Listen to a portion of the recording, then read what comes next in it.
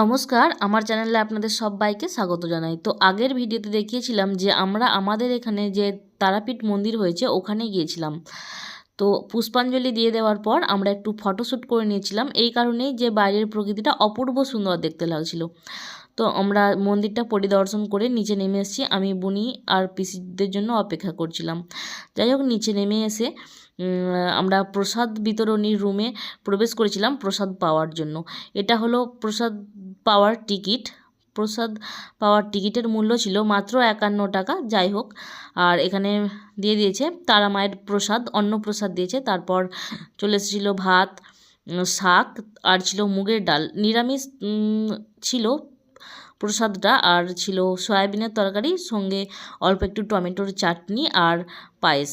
যাই হোক, প্রসাদ পেয়ে খুব ভালো লেগেছিল। এখন ভিডিওটা শেষ করছি। সবাই ভালো থাকবেন। ভিডিও ভালো লাগলে কমেন্ট করে জানাবেন। এখন এই পর্যন্তই, সবাইকে টাটা।